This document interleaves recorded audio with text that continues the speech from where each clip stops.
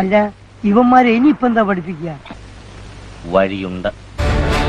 അത് വേണം സാർ, അത് വേണം. ഈ ആഴ്ച നിങ്ങളെല്ലാം ആകാംക്ഷയോടെ കാത്തിരിക്കുന്ന മണി വീക്കാണ്. ഇന്റെ വമ്പർത്തെ തങ്ങളെ അപ്പൊ നേരത്തെ വലിച്ച് പെട്ടിയിൽ വല്ലതും ഉണ്ടോടെ? പണം എനിക്കൊരു പ്രശ്നമല്ല.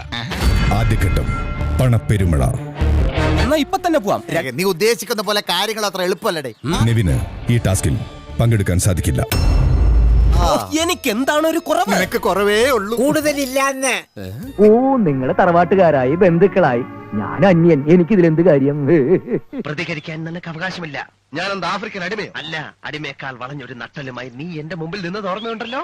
എന്ത് വിധിയത്, വല്ലാത്ത ചതിയത്. താൻ കുഴിച്ച കുഴിയിൽ താൻ തന്നെ വീണു.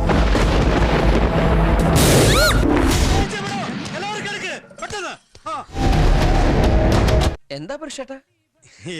ഒന്നുമില്ല.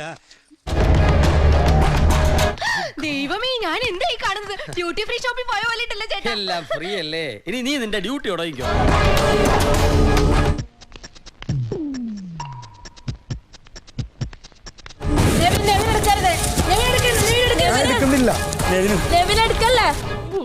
ഇവനെ കൊണ്ട്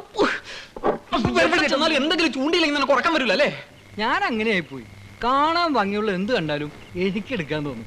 ഇല്ലെങ്കിൽ എനിക്ക് ഭയങ്കര ടെൻഷനാ. എവിടെന്നെങ്കിലും രണ്ടെണ്ണം കിട്ടുമ്പോ നിന്റെ ഈ ടെൻഷൻ മാറിക്കോളും കേട്ടാ.